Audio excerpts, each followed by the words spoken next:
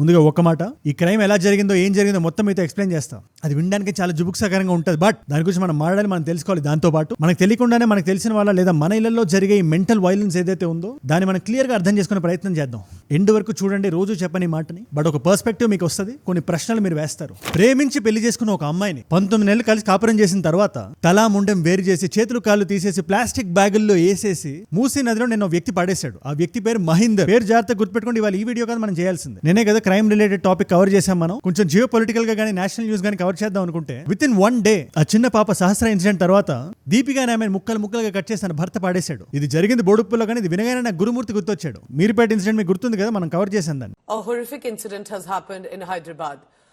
A retired army personnel allegedly his wife his wife whose name is Madhavi in Hyderabad. Few months back భార్యను cut చేసి కుక్కర్లో పెట్టి ఉడకబెట్టి ఇంత జుబుక్సాకరంగా ఎలా చేస్తారు అనే క్వశ్చన్ కదా మనందరికీ ఫస్ట్ వచ్చేది. ఇంత జుబుక్సాకరంగానా? ఈ కేసులో అయితే భార్య ప్రెగ్నెంట్, గర్భవతి, తన సొంత బిడ్డను ఎలా చంపేసుకుంటాడు, అది కూడా ఇలా డిస్మెంబర్ ఎలా చేస్తాడు? మనం తలుచుకుంటేనే ఒళ్ళు జలధరిస్తారు కదా. ఇలాంటి క్వశ్చన్ మనందరికి ఖచ్చితంగా వస్తుంది. కానీ ఇక్కడ మనం మాట్లాడుకోవాల్సిన పాయింట్ అది కాదు. ఎంత హారిఫిక్ గా చేశారనేది ఆ పర్టికులర్ పర్సన్ మీద డిపెండ్ అయి ఉంటుంది. కానీ ఇలా చంపడం కరెక్ట్ కాదు అంటే ఎంతవరకు కరెక్ట్? అది అంటే విషం పెట్టి చంపేస్తే ఓకేనా? The issue is deeper and దాని గురించి మనం అందరం మాట్లాడాలి. ముఖ్యంగా పెళ్లి అయిన వాళ్ళు ప్రేమలో ఉండేవాళ్ళు. ఈ మహేందర్ దీపికలు ఇద్దరు ప్రేమించి పెళ్లి చేసుకున్నారు. వికారాబాద్ లో ఒకటే కాలనీలో ఉంటూ ఇంకా గట్టిగా మాడాలంటే ఎదురెదురు అలా ప్రేమించి పెళ్లి చేసుకున్న ఒక అమ్మాయిని ఒక వ్యక్తి ఇలా చేశాడంటే ఆ వ్యక్తి సైకిల్లోకి మనం వెళ్ళాలి. ఇలాంటి ఇన్సిడెంట్ నుంచి మనం ఏం నేర్చుకుంటున్నాం, మన లైఫ్ లో దాన్ని ఎలా అప్లై చేయాలి, ఇలాంటి దుర్ఘటనలు మన జీవితంలో జరగకుండా ఉండాలని మనం ఏం చేయాలి? ఎందుకంటే violence is just not physical. మనం చేత్తో గొంతు నిలిమి చంపేస్తే జస్ట్ వైలెన్స్ అదొకటే కాదు, మెంటల్ వైలెన్స్ కూడా వైలెన్సే. మనకు తెలియకుండానే మన చుట్టూ ఉండే చాలా మంది కుటుంబాల్లో వాళ్ళ శక్తికి మించి వాళ్ళు మోయలేని బరువును వాళ్ళ భుజస్కంధాల మీద మోస్తున్నారు. వాళ్ళు ఒక అగ్ని పర్వతం ఉంది, బయటికి కనబడదు, బట్ దాని గురించి మనం మాట్లాడాలి. ఈ క్రైమ్ గురించి మనం మొత్తం మాట్లాడదాం, బట్ గ్లోరిఫై చేస్తున్నట్టు కాదు. ఇది ఒక సస్పెన్స్ థ్రిల్లర్ కాదు మనం చూస్తున్నది. హై స్పీడ్ షాట్లు వేసి బ్యాక్గ్రౌండ్ మ్యూజిక్ వేసి మనుషుల మీద మైకులు పెట్టేసి ఎలా కాదు మనం మాట్లాడాల్సింది. రెస్పాన్సిబుల్ గా మాట్లాడాలి, సెన్సిటివ్ గా డీల్ చేయాలి. అండ్ ఇలాంటి సెన్సిటివ్ టాపిక్స్ అయినా, లోకల్ న్యూస్ అయినా, నేషనల్ ఇష్యూస్ అయినా బాధ్యతతో మాట్లాడతా. ఇలాంటి వీడియోస్ మీరు మిస్ అవ్వకూడదు అని మీరు అనుకుంటే మాత్రం జస్ట్ కింద కనబడే సబ్స్క్రైబ్ బటన్ నొక్కి పెట్టేసుకోండి. డన్. మీ మధ్యలో చాలా క్వశ్చన్స్ ఉన్నాయి కదా, అసలు ఏం జరిగింది, ఎలా జరిగింది, ఎందుకు జరిగింది, ఎవరు చేశారు, ఎలా చేశారు అని 1 by 1 చెప్తే జాగ్రత్తగా వినండి. హైదరాబాద్ లో కానీ తెలంగాణలో ఉండే ప్రజలందరికీ బోడుప్పల్ అని ఏరియా గురించి తెలుసు. కొంచెం అవుట్స్కట్స్ లో ఉంటుంది, బట్ హైదరాబాద్ లో భాగమే. దీనికి ఒక 60 కిలోమీటర్లు 70 కిలోమీటర్ల దూరంలో వికారాబాద్ అని ఉంటుంది. ఈ వికారాబాద్ కి సంబంధించిన ప్రేమ జంట మహీందర్ దీపికకి సుమారు 22 సంవత్సరాలు ఉన్నాయి. మహీందర్ ఒక క్యాబ్ డ్రైవర్. అదే ఈ ర్యాపిడో, ఊబర్, ఓలా ఇవి ఉంటాయి కదా, అది నడిపే వ్యక్తి.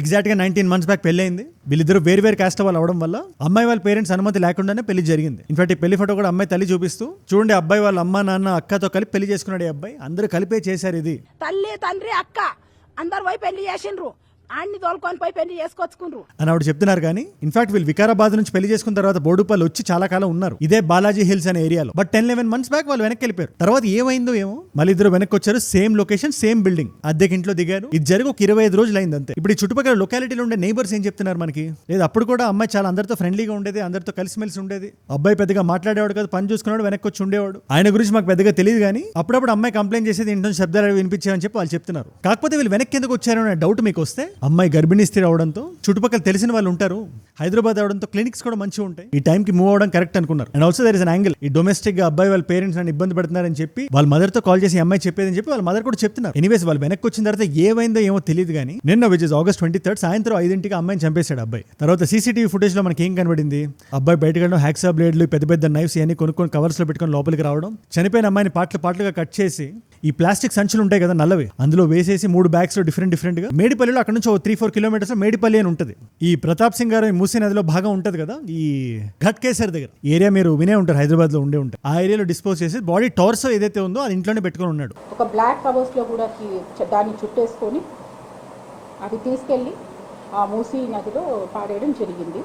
తర్వాత ఏమైందో ఏమో మనకు తెలియదు, కానీ డైరెక్ట్ గా ఉప్పల్ పోలీస్ స్టేషన్కి వెళ్ళి నేను నా భార్యని చంపేశాను, బాడీ ఇంట్లోనే ఉందని చెప్పి తను లొంగిపోయాడు. కాకపోతే తను చంపిన లొకేషన్ బాలాజీ హిల్స్ దగ్గర ఉండడం వల్ల, అది మేడిపల్లి లిమిట్స్ లోకి రావడం వల్ల ఆ పోలీస్ స్టేషన్ కి షిఫ్ట్ చేశారు ఈ కేసుని. ఇదంతా జరిగిన బట్టి సమయం 3 అయింది. ప్లస్ ఆ చుట్టుపక్కల జనాలు కూడా శబ్దాలు అవి వింటున్నారు. హ్యాక్సా బ్లేడ్ అంటే నార్మల్ సౌండ్ రాదు కదా, పెద్ద సౌండ్స్ వస్తాయి. పోలీసులు వచ్చారు అర్ధరాత్రి పూట, ఆ ఇల్లు ఆ లొకేషన్ మొత్తం చెక్ చేశారు. ఇతను తీసుకెళ్లి ఇప్పుడు పోలీస్ స్టేషన్ లో కూర్చోబెట్టి అమ్మాయి బాడీని తీసుకెళ్లి గాంధీ హాస్పిటల్లో వేశారు. ఇంకొక టీం, డిఆర్ఎఫ్ టీం ఏదైతే ఉందో, ఈ ప్రతాప్ సింగ్ గారి దగ్గరికి వెళ్ళి వాళ్ళు ఈ బాడీ కోసం అయితే వెతుకుతున్నారు. కాకపోతే వర్షాలు చాలా గట్టిగా పడ్డాయి. వర్షాలు పడితే ఏం జరుగుతుంది, ఫ్లోటింగ్ చాలా హెవీగా ఉంటుంది. అలాంటి టైంలో ఇలాంటి కవర్ దొరకడం చాలా కష్టం. It's almost impossible, highly unlikely అనుకోండి. ఈ మహీంద్ర అనే వ్యక్తి మీద ట్రయల్ స్టార్ట్ అవుతుంది. చట్ట ప్రకారం ఆయనకు పడాల్సిన శిక్ష ఆయనకు పడుతుంది, కానీ ఇదేదో వన్ ఆఫ్ కేస్ కింద నాకు చూడడానికి నా మనసు ఒప్పట్లేదు. ఈ వీడియో నేను చేయడానికి నా ఉద్దేశమే ఒక వేకప్ కాల్ లాగా మాట్లాడదామని. Now listen to me very carefully. ఇందులో నాకు ప్రైమరీగా 3 యాంగిల్స్ కనబడుతున్నాయి ఈ కేసులో. ఒకటి డొమెస్టిక్ ఇన్ఈక్వాలిటీ. జనరల్ గా మనం పెళ్లి చేసుకున్నప్పుడు, ముఖ్యంగా ప్రేమ పెళ్లి చేసుకున్నప్పుడు ఒక విషయాన్ని మనం గుర్తుపెట్టుకోవాలి. పెళ్లి అంటే ఒక రెస్పాన్సిబిలిటీ కదా. ఎన్నో పనులు ఉంటాయి అందులో. ఇంటికి డబ్బులు సంపాదించాలి, ఇల్లు చూసుకోవాలి, పిల్లల్ని పెద్దవాళ్ళని చేయాలి, ఒక రెస్పాన్సిబుల్ యూనిట్ కింద ఫ్యామిలీ బ్రతకాలి. అది ఎలా జరుగుతుంది?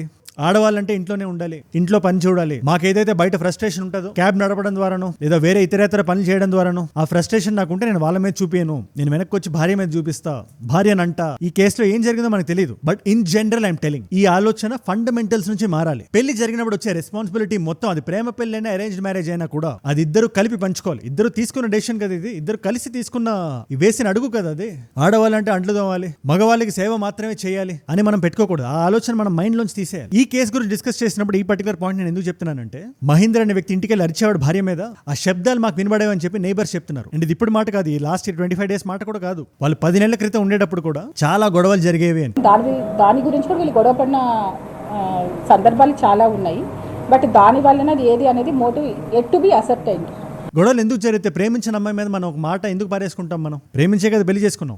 జీవితం మనకి ఇచ్చిన ఫ్రస్ట్రేషన్ ని ఎవరి మీద చూపించాలో తెలియక, ఇంట్లో భార్య ఉంది కాబట్టి భార్య మీద చూపిస్తాం మనం. ఆ ఆలోచన నుంచి ఖచ్చితంగా బయటికి రావాలి. అండ్ ఏదో నేను ఇక్కడ ఒక ఫెమినిస్ట్ స్టాండ్స్ తీసుకోవట్లేదు, ఇక్కడ ఇద్దరు కలిసి పంచుకోవాలని చెప్తున్నా. అది ఏదైనా ఒకరికొకరు తోడుగా ఉండాలి. అప్పుడే ఆ రెస్పెక్ట్ అనేది ఓవర్ ద ఇయర్ సస్టైన్ అవుతుంది. లేకపోతే ఈ మెంటల్ వైలెన్స్ ఏదైతే ఉందో అది స్టార్ట్ అవుతుంది. ఇంట్లో ఉండే భార్యలు కూడా డబ్బు చేసి తీసుకొచ్చి ఒక మెషిన్ లా కాకుండా ఈజ్ అ పార్ట్ ఆఫ్ మీ అనుకోవాలి హస్బెండ్. అలా ఉంటేనే ఏ మ్యారేజ్ అయినా సస్టైన్ అయ్యేది. రెండోది క్యాస్ట్ యాంగిల్. ఈ ఇష్యూలో క్యాస్ట్ యాంగిల్ ఉంది. ఇద్దరు వేరు క్యాస్ట్ కి సంబంధించిన వాళ్ళు ఇంటర్ క్యాస్ట్ మ్యారేజ్ చేసుకోవడం వల్ల ఒక ఫ్రిక్షన్ ఉందని చెప్పి పేరెంట్సే చెప్తున్నారు when they are interacting. Again కులరహిత సమాజం చూడాలి, కులం ఉండకూడదు, ఆ తారతమ్యాలు ఉండకూడదు అని నమ్మే వ్యక్తులు నేను మొదటి వరుసలో ఉంటాను. దాని గురించి నేను స్పెసిఫిక్ గా డిస్కస్ చేయాల్సిన విషయం లేదు. ఇది అగైన్ గట్టిగా మాడితే 3 జనరేషన్స్ వరకు కులం చూడకుండా మనం పెళ్లి చేసి ఎవరే కులం ఎవరికి తెలియదు. అలాంటి ఇష్యూ దాన్ని మనం తెగేదాకా లాగుతున్నాం. ఇకపోతే 3 యాంగిల్ పేరెంట్స్ వెరీ కోఇన్సిడెంటల్లీ, అది యాదృచ్ఛికం అనుకోండి, ఏమో నాకు తెలియదు. కానీ నిన్ననే నేను ఒక తమిళ సినిమా చూసా, తలైవి, దాని పేరు. విజయ్ సేతుపతి గారు ఉన్నారు, నిత్యా మీనన్ గారు హీరోయిన్. అలా ఈ జంటల మధ్యలో పేరెంట్స్ దూరిపోవడం వల్ల ఎన్ని సమస్యలు వచ్చారో సినిమాలో చూపించారు. అఫ్ కోర్స్ కామెడీగా చూపించారులేండి, బట్ అది కామెడీ కాదు, ఇది కామెడీ చేయాల్సిన విషయం కాదు. పిల్లల తల్లిదండ్రులు ఎవరైతే ఈ వీడియోని చూస్తున్నారో నేను జాగ్రత్తగా చెప్తున్నాను వినండి. మీరు ఈగోకి పోయి తీసుకున్న డెసిషన్స్ మీ పిల్లల జీవితాలు నాశనం చేస్తాయి, కొన్నిసార్లు జీవితాలే లేకుండా చేస్తాయి. అంతేందుకు మన ఈ బోడుప్పల్ కేసునే మనం ఎగ్జాంపుల్ గా తీసుకుందాం. పిల్ల నాతో చాటుగా కాల్ చేసి మాట్లాడేది, గోళీలు వేసుకున్నావా లేదని అడిగేది.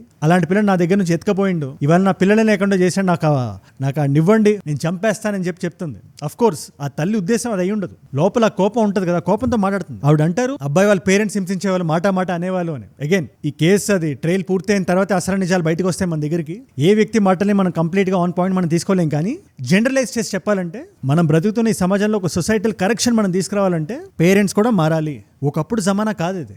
ఇట్స్ వెరీ ఈజీ ఒక రాక్ బాటమ్, ఒక లోన్ టచ్ అవ్వడానికి. మనం చూస్తుంటాం, ఇంటర్నెట్ ఓపెన్ చేస్తాం, ఇన్స్టాగ్రామ్ ఓపెన్ చేస్తాం, ఎవరైనా ఒక యాక్టర్ని చూస్తాం, అద్భుతంగా ఉంటుంది ఆ లైఫ్. లేదా మనకు తెలిసిన మన చిన్నప్పుడు స్కూల్లో చదివిన ఒక ఫ్రెండ్ని చూస్తాం మనం. ఆ వ్యక్తి తన జీవితంలో ఏం ఫేస్ చేస్తుందో మనకు తెలియదు, కాబట్టి అద్భుతమైన ఫోటోలు పెడుతుంది. ఊటీలో హస్బెండ్తో ఇలా ఎంజాయ్ చేస్తానని పెడుతుంది, లేదా హస్బెండ్ నార్త్ ఇండియాకి వెళ్ళాం ఫ్యామిలీతో, ఫ్యామిలీ పిల్లలు అన్ని పెడతారు మంచిగా. ఆ ఫోటోలు చూసి మన జీవితం బాలేదనేసుకుంటాం మనం. ఇలాంటి టైంలో, ఇలాంటి సెన్సిటివ్ టైమ్స్ లో ఫ్యామిలీ ఎంత ఒక యూనిట్ గా లేకపోతే, ఒక వ్యక్తిని మనం కార్నర్ చేస్తే, హస్బెండ్ అవనివ్వండి, వైఫ్ అవనివ్వండి, ఎందుకంటే వైలెన్స్ అనేది మెంటల్ గానే మొదలవుతుంది. ఒక చిన్న మాట మనకు తెలియకుండా ఏదైనా ఒక మాట మాట్లాడి, ఆ మాటకి ఇంకో మాట తోడే, మాట పెరిగి గొడవై, ఆ గొడవలో ఒక పాయింట్ ఆఫ్ టైం దాకా వెళ్ళి, కొన్ని సంవత్సరాలు లాగి కొట్టుకోవడం దాకా వెళ్ళి, ఈ వ్యక్తితో నేను ఉండకూడదంటే ఆ వ్యక్తిని లేకుండా చేయాలి అని ఒక ఆలోచన వచ్చేలా చేస్తుంది. అందుకే అంటే ఒక నిండు ప్రాణాన్ని తీసే హక్కు మనకు లేదు. కుదరకపోతే డివోర్స్ తీసుకోండి. అగైన్ డివోర్స్ ని నార్మలైజ్ చేయడం నా ఉద్దేశం కాదు, కానీ బ్రతకడమే కష్టం అనుకుంటే, if there is no option అనుకుంటే చంపడంగానే డివోర్స్ బెటర్ కదా, ఒకసారి ఆలోచించండి. అండ్ ఆల్సో ఎవరైతే ఈ వీడియో చూస్తున్నారో, పెళ్లి చేసుకున్న వాళ్ళు కానీ, ప్రేమించి పెళ్లి చేసుకుందాం అనుకున్న వాళ్ళు కానీ, అరేంజ్ మ్యారేజ్ చేసుకున్న వాళ్ళు ఎవరైనా, ఈ పాయింట్ మీకు 3 లెవెల్స్ మీకు అర్థం చేసేలా చేస్తే మీరు జాగ్రత్తగా వినండి. మీరు ఏం చేయాలి? లెవెల్ 1, మీరు వైఫ్ అయి ఉండొచ్చు, హస్బెండ్ అయి ఉండొచ్చు. ఆ వ్యక్తికి తెలియకుండా ఒకవేళ మిమ్మల్ని హర్ట్ చేస్తున్నా, క్యాజువల్ సెక్సిజం చూపిస్తున్నా, లేదా మీ వైఫ్ ఒకవేళ మీకు తెలియకుండా మిమ్మల్ని తక్కువ చేసి మాట్లాడుతున్నా, ఆ విషయం వాళ్ళకి తెలియకుండా జరుగుతుందని మీకు అనిపిస్తే, ఇది లెవెల్ 1 ఉన్నట్టు.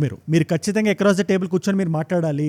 అది ఏ స్టేజ్ లో ఉన్నా వాళ్ళకి తెలియకుండా వాళ్ళు చేస్తారని అనిపిస్తే కూర్చోబెట్టి చెప్పండి, ఇది కరెక్ట్ కాదు, నేను ఇబ్బంది పడుతున్నాను, ఇలా మాట్లాడడం సబబు కాదు అని డీల్ చేసుకోండి. నిజంగా మీరు ప్రేమించి పెళ్లి చేసుకుని అర్థం చేసుకునే పార్ట్నర్ మీకుంటే ఆ వ్యక్తి అర్థం చేసుకుంటారు. అది మగవాళ్ళైనా ఆడవాళ్ళైనా. ఇక్కడ మనకి లెవెల్ 2 వస్తుంది. ఈ కేసులో వాళ్ళు తప్పు చేస్తారని ఎక్కడో వాళ్ళకి లోపల తెలుసు, మీరు ఇబ్బంది పెడుతుంటే లోపల ఎంజాయ్ చేస్తుంటారు. కాకపోతే ఎటువంటి ఫిజికల్ ఇష్యూ లేదు ఇక్కడ, ఓన్లీ మెంటల్ గా ఒక వైలెన్స్ చూపిస్తున్నారు. ఈ ఇష్యూలో మీరు కొంచెం గట్టిగా మాట్లాడాలి, ఒక వార్నింగ్ లాంటిది ఇవ్వాలి. ఆ వ్యక్తికి అర్థం కావాలి, ఈ రిలేషన్షిప్ సస్టైన్ అవ్వాలంటే నేను కొంచెం జాగ్రత్తగా ఉండాలి, మాటలు జాగ్రత్తగా రానివ్వాలి. ఇది నేను ఎందుకు చెప్తున్నానంటే, తెలిసి మిమ్మల్ని ఇబ్బంది పెడుతున్నాడంటే అది ఒక సాడిజం కిందకి వస్తుంది. ఇది ఎట్టి పరిస్థితుల్లో మీరు లైట్ తీసుకోకూడదు, కన్ఫ్రంట్ చేయాలి, మాట్లాడాలి, తాడో పేడో తేల్చాలి. ఇకపోతే లెవెల్ 3, ఒంటి మీద గానీ దెబ్బ గానీ పడితే, భర్త భార్యని కొట్టినా, భార్య భర్తని కొట్టినా అన్యాక్సెప్టబుల్. అది గట్టిగా అడగండి, గట్టిగా చెప్పండి. ఫస్ట్ పేరెంట్స్ దగ్గరికి వెళ్ళండి. పేరెంట్స్ పేరెంట్స్ దగ్గర మాట్లాడండి. మీరు లోపల దాచుకొని పరువు పోతుంది అనుకుని ఉంటే రేపు పొద్దున మీ ప్రాణాలు పోతాయి. అండ్ ఏదో ఇది భర్త భార్యను కొడతాడని మాత్రం నేను చెప్పట్లేదు. మనకి తెలియకుండానే రివర్స్ లో కూడా చాలా జరుగుతుంటది. ఏ కుటుంబంలో ఏది ఎలా జరుగుతుందో మనకు బయట వాళ్ళు చెప్పేదాకా మనకు తెలియదు. సో జడ్జ్మెంట్ లోకి వచ్చేయకండి ఎప్పుడు ఒక భర్తే అని. ఇద్దరం కలిస్తేనే కదా సమాజం, అబ్బాయిలు అమ్మాయిలు కలిపి వర్క్ చేయాలి. అండ్ ఇలాంటి సంఘటనలు జరిగినప్పుడు మనకు ఒక పోడియం దొరికితే దీని గురించి మాట్లాడడానికి, దీన్ని ఎలా సాల్వ్ చేయాలో తెలుసుకోవడానికి. ఈజీగా చెప్పేయడం. హ్యాక్సో తీసుకొని భార్యని చంపేసిన భర్త అంటే మంచి హెడ్లైన్ పడుతుంది, జనాలు చూస్తారు. ఎంత ధైర్యం ఉంటే అలా చేస్తాడు, అలా చేయడం కరెక్టా, అలా ఎలా చేస్తాడు అని ఆ డైరెక్షన్ లో మనం డిస్కషన్ పట్టుకెళ్తే, అలా చేయకుండా నార్మల్ గా చేస్తున్న వాళ్ళ జీవితాల పరిస్థితి ఏంటి? అంత క్రూరంగా ఒక 1% చేయొచ్చేమో, 0.00001% చేయొచ్చేమో. బట్ అలా కాకుండా నార్మల్ గా ఇబ్బంది పెడుతున్న 99% మంది పరిస్థితి ఏంటి? ఆ క్వశ్చన్ నేను ఇవాళ అడుగుదాం అనుకుంటున్నాను. అందుకని ఇవాళ మహేందర్ దీపిక గురించి మనం ఇలా మాట్లాడాలి. దీని మీద మీరేమంటారు నాకు కింద కామెంట్స్ లో ఖచ్చితంగా రాయండి. సరే నిజంగా అంత జుబుక్సాకరంగా ఎలా చేస్తాడని మీరు అడుగుతారా? ఆ రీజన్ ఏంటి అనే క్వశ్చన్ మీకు ఉంది కదా. సరే దాని గురించి కూడా మనం మాట్లాడదాం. ఏంటి, ఎలా, ఎందుకు. సరే అన్నిటికన్నా ముఖ్యంగా ఎందుకు వచ్చింది కదా. ఎందుకు చంపుంటాడు మహేందర్ అనే వ్యక్తిని మనం పక్కన పెడదాం. నెట్ఫ్లిక్స్ లో 2020లో ఒక డాక్యుమెంటరీ వచ్చింది. నిన్న మీకు అడాలసెన్స్ ఎగ్జాంపుల్ ఎలా చెప్పాను, అలా ఈ అమెరికన్ మర్డర్ అనే సిరీస్ ఎగ్జాంపుల్ తీసుకొని మనం మాట్లాడదాం. ఇందులో ఒక భర్త ఉన్నాడు, భార్య ఉంది, కలిసి పెళ్లి చేసుకున్నారు, ప్రేమించి చాలా హ్యాపీగా ఉన్నారు. ఏమైందో ఏమో తెలియదు, పెళ్లి చేసుకున్న 3-4 ఏళ్ల తర్వాత బాగా వెల్దీ ఫ్యామిలీ, మళ్ళీ మంచి సూపర్బ్ సబర్బన్ లో ఉంటారు, మంచి ఇండిపెండెంట్ హౌస్ ఉంది అమెరికాలో, 2 పిల్లలు ఉన్నారు, లవ్లీ డాటర్స్. పిల్లలతో పాటు అమ్మాయి వాళ్ళ పేరెంట్స్ దగ్గరికి వెళ్తాడు, అక్కడ మాట్లాడతాడు, ఫోటోలు దిగుతారు. ఫేస్బుక్ అంతా అమ్మాయి నింపేసింది ఫోటోలతో, అద్భుతమైన ఫోటోలతో. ఫ్యామిలీ చాలా అందంగా బ్రతుకుతుందని మనం పెడతాం కదా సోషల్ మీడియాలో. పలానా లొకేషన్ లో, పలానా హోటల్లో, పలానా ఫుడ్ తింటూ ఎంజాయ్ చేస్తున్నాం, హస్బెండ్ వైఫ్ కిడ్స్ అంతా ఫోటోలు బాగా పెడతాం మనం. అలాగే అమ్మాయి కూడా పెట్టింది. ఏమైందో ఏమో తెలియదు, పక్కింటి ఆవిడకి డౌట్ వచ్చింది. ఆవిడ అప్పటికి 15 వీక్స్ ప్రెగ్నెంట్ ఆవిడ. అగైన్ ఈ కేసులో కూడా భర్త పేరు క్రిస్ వాట్స్, భార్య పేరు షేనన్. పక్కింటి నైబర్ కాల్ చేసింది, ఏదో డాక్టర్ అపాయింట్మెంట్ ఉంది, అమ్మాయి బయటికి రావట్లేదు అని చెప్పి పోలీసులు వచ్చారు. ఈ వ్యక్తి హ్యాపీగా ఇంట్లో ఉన్నాడు, ఏమీ తెలియనట్టు ఇల్లంతా చూపించాడు, ఎవరు లేరు. ఈయన తీసుకెళ్లి క్వశ్చనింగ్ అయితే తీసుకెళ్లారు. అమ్మాయి పారిపోయిందని చెప్పి చూపించడానికి చూశాడు. ఎన్నిసార్లు అడిగినా పారిపోయింది నాకు తెలియదు, నాకు సంబంధం లేదు. ఈ మాటలు మళ్ళీ రిపీట్ చేసిన తర్వాత ఫైనల్ గా దొరికాడు. అండ్ మీరు నమ్మరు, భార్యను బెడ్ మీద పడుకోబెట్టి గొంతులు మీద చంపేసి ఆ శరీరాన్ని ఒక తన కారులో ఎక్కించుకొని, వెనకాల ఓపెన్ ట్రక్ లాంటి కార్లు ఉంటాయి కదా, దాన్ని ఏమంటారు నాకు ఎగ్జాక్ట్ గా పేరు రావట్లేదు. 2 డాటర్స్ ఉన్నారు, కడుపులో ఒక బిడ్డ ఉంది. ఆ 2 డాటర్స్ ని అర్ధరాత్రి లేపి అదే వెహికల్ లో ఎక్కించుకొని తీసుకెళ్లి ఒక ఆయిల్ స్టోరేజ్ లో ఇక్కడ పనిచేస్తున్నాడు ఆయన. ఫస్ట్ పిల్లలిద్దరిని తీసుకెళ్లి ఆయిల్ ట్యాంకర్ ఉంటది కదా పెద్దది, ఆ మూతది ఓపెన్ చేసి ఆ బిడ్డలిద్దరిని ఆయిల్ ట్యాంకర్ లో పడేసి, ఒకరు చూస్తుండగా ఇంకొకరిని, తండ్రిని నమ్మి అక్కడ దాకా ఎక్కారు. ఎక్కడికో తీసుకెళ్తున్నాడు నాన్న అని చెప్పి. తల్లి చనిపోయి ఉంటే పడుకొని ఉంది అనుకుని ఉంటారు. 2 పిల్లల్ని చంపేసి తర్వాత భార్యను ఎక్కించలేక అక్కడ పూడ్చి పెట్టాడు. పోలీసులు దాన్ని పట్టుకున్నారు, లోపలేశారు. ఇదంతా ఎందుకు చేసేవరా నాన్న అని అడిగితే బయటకు వచ్చిన నిజం ఏంటో తెలుసా? ఆఫీస్ లో ఇంకో వ్యక్తిని ప్రేమించాడు అంతే. గట్టిగా మాట్లాడితే మాట్లాడుండొచ్చుగా అమ్మాయితో, భార్యతో. ఆయన ఎదవా అని చెప్పి, నేను ఇలాంటి వాడినే, నన్ను వదిలే అని చెప్పి డివోర్స్ తీసుకొని ఉంటే మాటలతో అయిపోయి ఉండేది. అందుకే చెప్తున్నా డిస్కషన్ ఎంత ఇంపార్టెంటో. అవతల వాడు చీటింగ్ చేస్తున్నాడంటే అది మీ మీద రిఫ్లెక్షన్ కాదు, అది మీలో ఏదో తక్కువ ఉందని కాదు, ఆయన ఇన్సెక్యూరిటీని ఆయన చూపించుకుంటున్నాడు అంతే. ఇక్కడ కూడా జరిగింది అదే. నేను అందరూ అడిగిన క్వశ్చన్ కూడా అదే. ఇలా ఎందుకు చేశాడు, ఈ విధంగా ఎందుకు చంపాడు అనేది పాయింట్ కాదు, అలా ప్రాణాలు తీసుకోవడం అక్కడ పాయింట్. ఇవాళ భార్య బిడ్డలు లేరు, దీపిక అని ఆవిడ కూడా కడుపుతో చనిపోయింది. ఇక్కడ మహేందర్ ఏ రీజన్ వల్ల చంపాడో మనకు తెలియదు, కానీ అగైన్ మాట మాట్లాడుకొని డివోర్స్ తీసుకొని వదిలేసే దానికి భార్యను చంపేశాడు. ప్రేమించి పెళ్లి చేసుకుని అదే భార్యని. అయినా మనుషులందరూ ఒకేలా ఉంటారు కదా, న్యూయాన్స్ ఉంటుంది. ఈ వ్యక్తి ఎందుకు చంపాడనే నిజం మన కోర్టులోనే బయటకు వస్తుంది. నిజం నేను ఎందుకు ఒక విషయం చెప్దాం అనుకుంటున్నాను. నేను మన సహస్ర అనే పాప ఇన్సిడెంట్ మాట్లాడుకున్నాం కదా, 14-15 ఏళ్ళ అబ్బాయి వచ్చి చంపేశాడు నిర్దాక్షిణ్యంగా. ఎందుకు చంపుండొచ్చు, రకరకాల కారణాలు మనం డిస్కస్ చేసాం, క్లియర్ గా ఎక్స్ప్లెయిన్ చేసాం వీడియోలో. కానీ అందులో వన్ ఆఫ్ ద రీజన్స్ ఏంటో తెలుసా? భార్యాభర్తలు కొట్టుకుంటుంటే ఇంట్లో ఆ కొట్లాటం చిన్నపిల్లలు చూస్తే వాళ్ళు వైలెంట్ గా తిరిగే అవకాశం ఉంది. అది మీరు ఒక్కసారి ఆలోచించండి. అది ఎవరైనా చెప్తున్నా, నేను స్పెసిఫిక్ గా మీరు అని చెప్పట్లా. మన సొసైటీలో ఇష్యూ ఉంది. ఇలాంటి మనం మాట్లాడుకోవడానికి కూడా వీళ్ళని క్రైమ్స్ జరిగినప్పుడు మనల్ని మనం రీకాలిబ్రేట్ చేసుకునే అవకాశం వస్తుంది. ఆ అవకాశాన్ని మనం ఖచ్చితంగా తీసుకోవాలి. నేను సహస్రాన్ని చంపిన ఆ అబ్బాయి మాత్రమే కాదు, పిల్లలు ఇంట్లో ఉండేటప్పుడు పేరెంట్స్ చాలా జాగ్రత్తగా ఉండాలి. కైండ్నెస్ అనేది మనం చెప్పడంలో రాదు, మనం ఉండడంలో ఉంటుంది. మన బ్రతుకుని వాళ్ళకి పాఠాలుగా నేర్పాలి. ఆ కైండ్ ఆఫ్ ఇంటిగ్రిటీ మనకు ఉండాలి, ఆ కైండ్ ఆఫ్ రెస్పాన్సిబిలిటీ మనకు ఉండాలి. రెస్పాన్సిబిలిటీ అంటే నీ ఇంటి పని నువ్వు చూసుకో, నేను బయటికి వెళ్ళి డబ్బులు సంపాదించి వస్తానంటే అది రెస్పాన్సిబిలిటీ. అది ఒకటే కాదు, ఇద్దరు కలిసి ఒక కుటుంబాన్ని ప్రపంచానికి ఇస్తున్నాం మనం. That unit will determine the society. ఆ యూనిట్ ఎంత జాగ్రత్తగా మనం చూసుకుంటే మన దేశం అంత బాగుంటుంది. దీన్ని నేను నమ్ముతాను నేను. So let us be good and do good. దీని మీద నేను ఏదైనా మిస్ అయ్యాను, మీరు ఏదైనా యాడ్ చేద్దాం అనుకున్నా కూడా మీరు కింద కామెంట్స్ లో ఖచ్చితంగా రాయండి. ఎందుకంటే నా ఎక్స్పీరియన్స్ తక్కువ ఉండొచ్చు, నాకన్నా చాలా మంది పెద్దవాళ్ళు వీడియోస్ చూస్తుండొచ్చు, నేను ఏదైనా ఒక మాట అటు ఇటు మాట్లాడుండొచ్చు, బట్ నాకు అనిపించింది నేను చెప్పాను అంతే. అండ్ ఈ డీటెయిల్స్ గ్లోరిఫై చేయడం అంటారా, వీళ్ళు ఇదన్నారు, ఈ రక్తం మార్క్ ఇక్కడ పడింది, ఈ మెడలో ఇక్కడ కోసాడంటే అది చెప్పడానికి కూడా నాకు మనసు రావట్లేదు. అక్కడ గోర్ కాదు కదా ఇంట్రెస్ట్ పాయింట్, తప్పు జరిగింది, ఆ తప్పు జరగకూడదు. Okay. And one more thing, Deepika గారికి కొంచెం ధైర్యం చేసి ఉంటే, కోర్టుకి వెళ్ళి భర్త మీద కంప్లైంట్ చేసి ఉంటే ఒక సెక్షన్ నా హస్బెండ్ మీద వేస్తారు. ఆ సెక్షన్ ఏంటో మీకు తెలుసా? మీరు తెలుసుకోవాలి కాబట్టి మీకు చెప్తున్నా. 4 ఆప్షన్స్ ఇస్తే ఏదైతే ఏదైతే మీరు చెప్పండి నాకు. మీకు చిన్న క్లూ కూడా ఇస్తే ఈ సెక్షన్ ఏదైతే ఉందో దీన్ని ఒక సెగ్మెంట్ ఆఫ్ ద ఆడపిల్లలు, అందరూ అంటే అందరూ కాదు, మిస్యూజ్ జరుగుతుంది. ఆప్షన్ ఏ 107 ఐపీసీ, బిఎన్ఎస్ చెప్పట్లేదు, అందరూ ఆన్సర్ చేయగలగాలని. Option B 306, option C 302, option D 498A. తెలిస్తే కింద రండి, తెలుసుకుందాం అనుకుంటే ఇన్స్టాగ్రామ్కి వచ్చేసేయండి. అక్కడ ఇలాంటి వీడియో ఐడియా టాపిక్స్ నాకు ఏదైనా ఇద్దాం అనుకున్నా, ఎందుకంటే ఈ పాయింట్, ఈ టాపిక్ ఏదైతే ఉందో మన పిల్లలు తల్లిదండ్రుల నుంచి నేర్చుకుంటారని, ఇది నాకు ఒక అమ్మాయి పెట్టిన డిఎం ఇది. సో అక్కడ నుంచి నేను చెప్దాం అనుకున్నా, అలా నాకు ఏదైనా టాపిక్ ఇద్దాం అనుకున్నా, ఏదైనా సజెషన్ ఇద్దాం అనుకున్నా, ఏదైనా లేటెస్ట్ న్యూస్ స్టోరీస్ లో చూద్దాం అనుకున్నా, లేదా ఇలాంటి క్వశ్చన్స్ ఆన్సర్స్ కూడా అక్కడ దొరికేస్తాయి మీకు. Definitely come. ఒకవేళ ఆన్సర్ అక్కడ లేకపోయినా కూడా ఏజూడ్ రీల్స్ అనే పేజ్ లో ఉంటుంది, మన పేజ్ అది, మన టీం నడుపుతున్న పేజ్, ఖచ్చితంగా వాళ్ళని పెట్టేయమండి. అండ్ బై ద వే, ఏజూడ్ గ్లోబల్ అని మీ నాన్ తెలుగు ఫ్రెండ్స్ కి వీడియో షేర్ చేద్దాం అనుకుంటే డెఫినెట్లీ సపోర్ట్ అండ్ సబ్స్క్రైబ్ ఆ ఛానల్ కి. అండ్ మీరు ఇక్కడ దాకా నా వీడియోలో వచ్చారంటే నా వీడియోస్ మిమ్మల్ని ఆకట్టుకుంటున్నాయి, ఒక వాల్యూ ఇస్తున్నాయి. Thank you so much for that. మీరు ఇలా డైలీ చూడడం వల్ల, ఈ వాచ్ టైం, రిటెన్షన్ నాకు ఇవ్వడం వల్ల ఎంత మంది కొత్త వాళ్ళకి రీచ్ అవుతుందో తెలుసా. గట్టిగా మాట్లాడుతున్నా, మీరే నా ప్రేరణ, నిర్భయంగా నిర్మోహమాటంగా మాట్లాడడానికి, ఏ రోజు సెలవు తీసుకోకుండా. మీలో కొత్త వాళ్ళు ఎవరున్నా నా డైలీ వీడియోస్ మిస్ అవ్వకుండా చూడాలనుకుంటే, నేను వీడియో పెట్టగానే మీ దాకా రావాలనుకుంటే కింద కనబడే సబ్స్క్రైబ్ బటన్ నొక్కి పెట్టేసుకోండి. డన్. అండ్ 2 వీడియోస్ పెడుతున్నాను ఇక్కడ. ఈ సహస్ర ఇన్సిడెంట్ గురించి మనం మాట్లాడుతున్నాం కదా, ఒకవేళ ఆ వీడియో మీరు మిస్ అయి ఉంటే ఆ వీడియో ఇక్కడ ఉంది, డెఫినెట్లీ చూడండి. మన సొసైటీలో ఏం జరుగుతుందో మనం తెలుసుకోవాలి. లేదు కొంచెం నేషనల్ పాలిటిక్స్ కి సంబంధించిన ఏం తెలుసుకుందాం అనుకుంటే, విజయ్ గారు మాట్లాడిన స్పీచ్ ఏదైతే ఉందో తమిళనాడు మదురై గడ్డ మీద, దాన్ని తెలుగులో కన్వర్తిస్తూ ఒక వీడియో చేశాను నేను. ఆ వీడియో ఇక్కడ ఉంది. మీకు ఏ వీడియో ఇంట్రెస్ట్ ఉంటే ఆ వీడియోని చూడండి. నేను మళ్ళీ మిమ్మల్ని రేపు ఇంకో వీడియోలో కలుస్తాను. మనందరం కలిసి పెరగాలి, కలిసి ఎదగాలి. Let us all rise together, let us all grow together, let us all rise together, rise above ignorance, rise above arrogance, rise above hate. ఏజూడ్ అంటే మనం. జై హింద్, జై భారత్, జై ఆంజనేయ, ఓం నమః శివాయ.